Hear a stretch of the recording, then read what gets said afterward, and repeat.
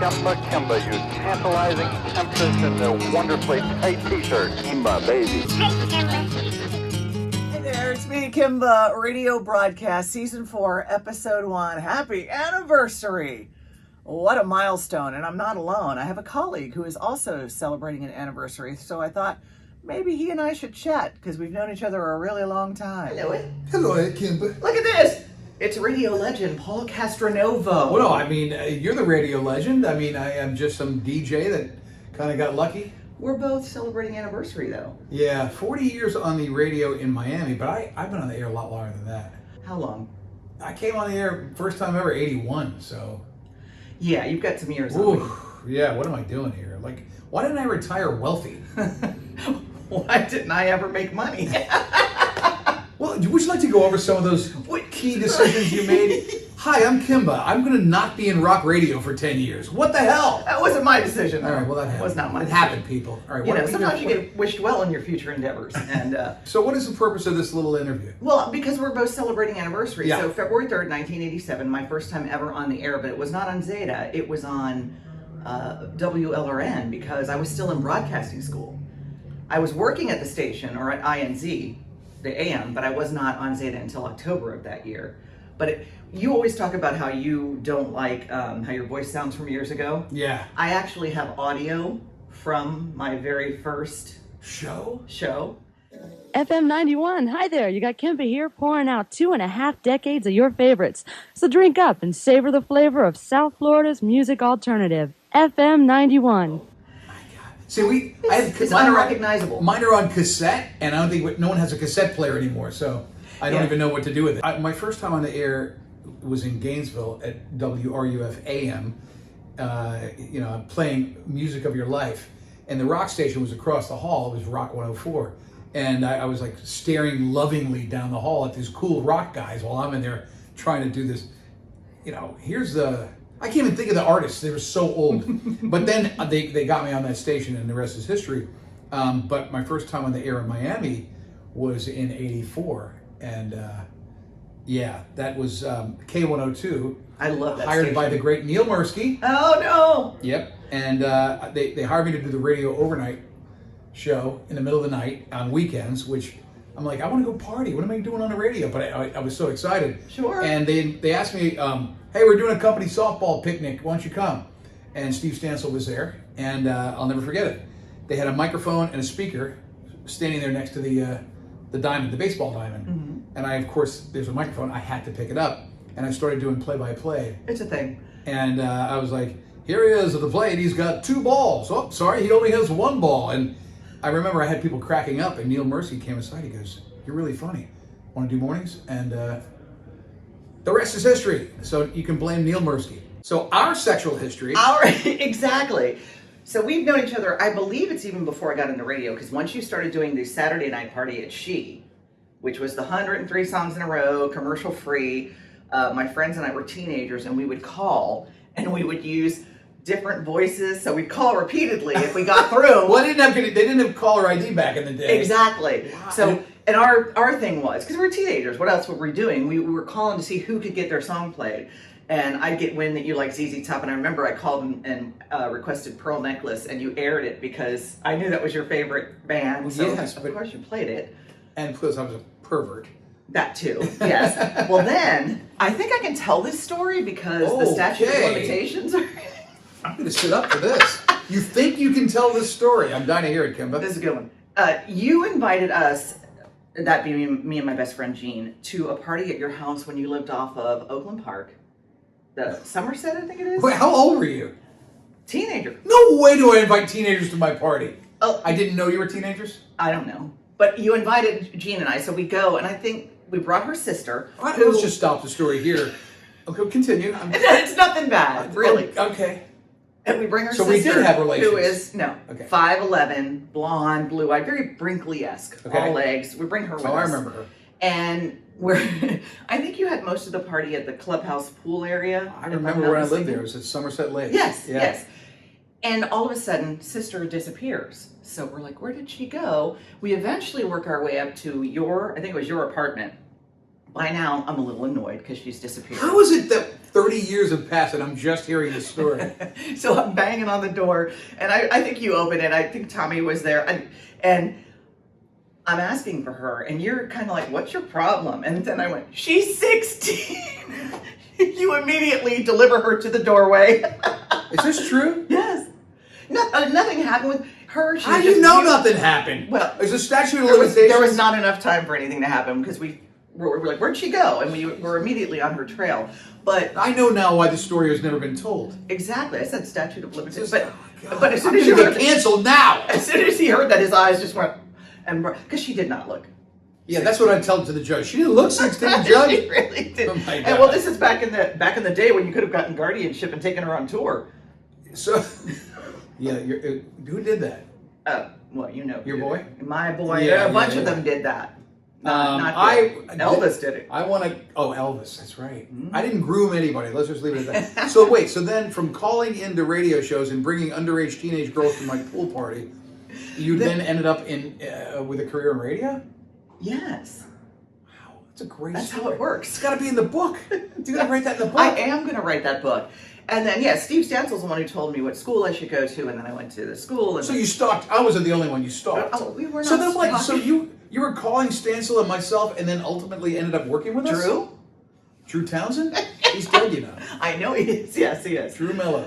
He's actually the one, Gene and I went to the station, and went inside and sat with him. And of course, he's macking on Gene because she was gorgeous. And Yeah.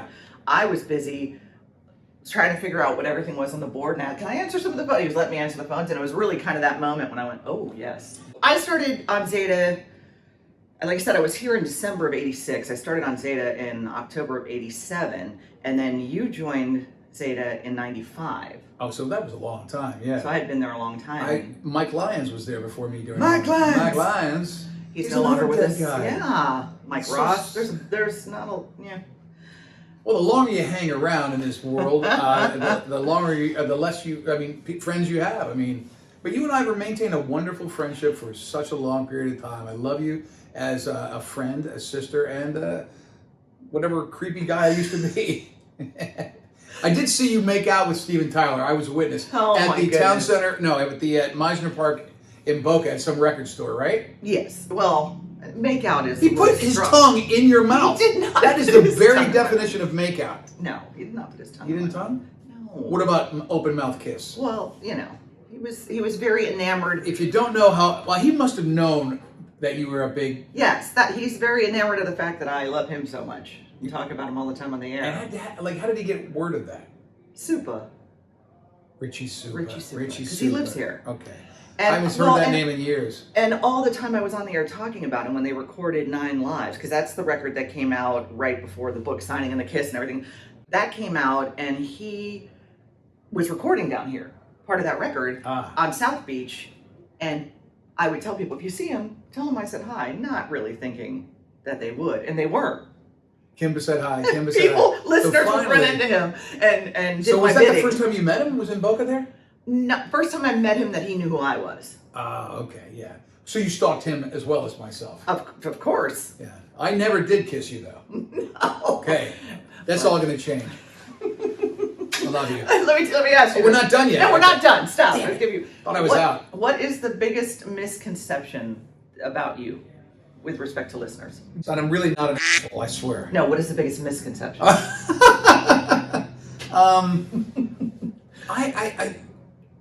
I think I am who I am on the radio, like in person, I'm the same guy. But people used to ask me if young Ron, is he really like that? And I would be like, yes, that wasn't an act either. Mm-hmm. So I think that's been part of the success that I is who I am. Well, I think that's But true. misconception, a lot of us don't know what people perceive of us. Like, I don't know what they say behind my back, and I probably would be better off not knowing. What do you think it is? If I was going to pick something, it would have been what you said initially. A lot of people would ask me about you. Is he nice? Because sometimes he seems like... I can come across sometimes over the years as gruff. I think I've softened. I think as having children, I've softened a little bit over the years. I mean, I may have been, I don't know. I was a little playboy for a while, even though I was overweight. I know I chased women, but when you get married, and you act like an idiot on the air before you get married. Gina changed me, Yeah. softened me a tad. And apparently the panties didn't disrupt that relationship. No, now going back, that whole thing with you and your friend accosting me, calling my show, and then you giving me panties 10 years later. I have some phone calls that I'm going to air, by the way. Oh. One of them is a caller. It was the day that you told the story about the panties during the morning show, and he called me because I was working nights at that time, and he called to tell me that you were telling that story, and was it true? Spreading rumors about you in the morning show. What rumor is he spreading? Something to the effect of a few years back, before you guys went to a Christmas show, when you guys weren't in the same radio station, you gave him a pair of leopard skin underwear. Actually, no, I gave it to him for a housewarming gift. Just calling to confirm, because he said, anybody can ask Kimba, and she'll confirm it. Yeah, we were going over to visit him in his new home, and I thought, well, what better thing for a bachelor to have than a pair of leopard skin panties around the house? Hey, what guy wouldn't, especially coming from you. I wouldn't blame him. Because I figured you could put them in various situations so that when his friends come over, they think he scored and stuff like that. All these guys coming up with stories for their friends. I thought I'd help him out. Oh, because that's just the type of woman that you are, helping anybody out in need. And of course, the first thing he asked me when I gave them to them was, had I warned them? That sounds like him. You're not surprised, are you? No, not at all. Oh. And fast forward, Yeah. when I filled in for you once upon a time here at Big, we used that story, the panty stories of the three truths and a lie, and no one picked it because no one in their right mind would think that I gave you my panties. Yeah, now, the backstory on the panties is I had a party at my house. You were of age at the time. I was, yes. I had a party at my house in Pompano Beach. It was, I think, pre-Gina or right at the beginning. It was right at the beginning, but I don't think I knew that you were right at the beginning of dating someone. As far as I knew, you were single. I think she was actually showed up at the party Yeah, with she a couple did. of her girlfriends. She did. And that was... Oops. I know. Thankfully, she didn't know about the panties until afterwards. She found them stuffed in my top pocket. It must have been 93, 4, 5, somewhere in there. Somewhere in there? Yeah. Yeah. It all blends in when you've been around as long as Kimba and myself. Woo! But you pretty much, once you started doing mornings, you never looked back. I did mornings for a little while, like 92. And I've done every other shift. I would love for my morning show to start around noon. Wouldn't that be great? That would be. I think Neil Rogers did it best when he somehow figured out a way to do his morning show at 10 o'clock. Well, you've got that down a little bit now, though, when you go, was it Maine? I'm still on the air at 6 o'clock. But at least you're where you want to be. Yeah, I mean, Technology has helped. I'm where I want to be here now. I mean, I'm in South Florida. I love it here, but when it gets too hot, I got to get out. It's getting a little hot in here. I don't. Yeah, it is. I'm not wearing panties, or I give you mine. I thought you were wearing mine.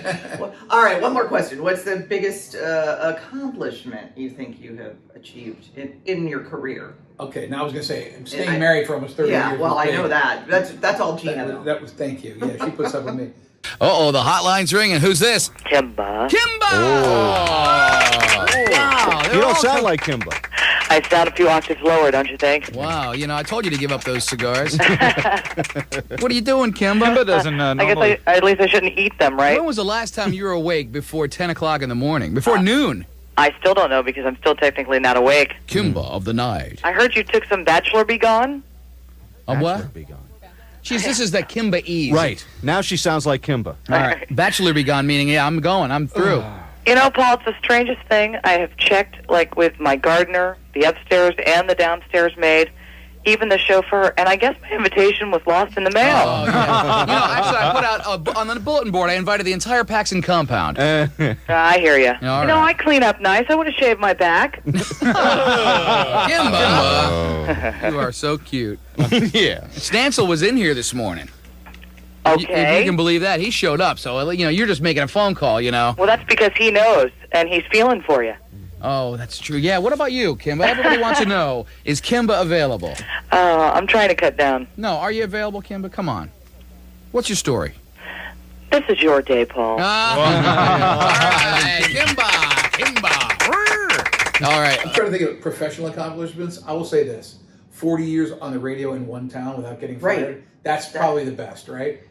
That's what I'm saying. Everybody gets fired. That's why it's I wanted coming. to talk to you, because 37 continuous years on the air. So you didn't have any in years one off market. at all? Well, the asterisk would be probably 2020 pandemic. Oh, well, that's a year doesn't count. That's why We I said all get the asterisk. mulligan year, yeah. I was But, on the air that year, but no one heard us. Right. So that, if you don't count that year, yeah. without fail on different stations. Yeah, I mean, How many stations were you on in the market? You think you win that award, right? No, All right. no, I don't. By a long shot. K102. No, from between You us do. two. K102, W She, Zeta, and then Big. I think we're and the Gator, and West Palm, and then 2 in the Keys. Well, there you go. He beats me. I have been on Zeta, then Light, then Coast, and Big. I don't know how you did Light. Hey, listen, a job is a job. I get it. It actually worked out really well. I know the ratings were always big on those stations. Honkin'. I never understood because I never met anyone that ever listened to that. Well, I will tell you that when I first got there, so you go from basically Godsmack to Celine Dion, because I went from Zeta, a rock station, to an adult contemporary station. And the first week or two I was there, I would be getting calls, particularly from men. Kimba, oh my God, what are you doing there? And I'd say, well, what are you doing listening? Yeah, what are you here? And then you get the, well, I'm in my wife's car or whatever. Yeah, and I bust on them. And monster ratings, but they were always successful. But yeah, we're glad to have you over here at I'm glad to be here too. The so iHeart we Radio, came full circle. The iHeart family. On that note, let's hear some audio. How about Paul Castronovo? Is he as sick looking as he sounds? So sorry. My favorite accomplishment of all was when we got picked by Miami Magazine as person I'd most like to have a beer with. I thought that was such a... I mean, I've won some cool awards and things like that. But yeah, I think that I really accomplished what I set out to do as a guy on the radio in the morning. I wanted to just be the regular guy. And when the listeners voted me as the person they'd most like to have a beer with, I was like, that's pretty cool. I was a guest on a podcast and they were asking me about what's the best part of doing this. And I had said the interaction that we have with the listeners. And maybe that's why we've been doing this for as long as we have. The adoration. We need the adoration. And on that note, accolades and money. Money's good as well. We like all those things. Oh, you're supposed to make money doing this? Well, these things, this is what I've heard, yeah. Thank you, Paulie. And thank you for being one of Kimba's herd. Thank you so much for listening all these years. And thank you for listening to me, Kimba, radio broadcast, season 4, episode 1. Happy anniversary, baby. This Kimba's on the radio.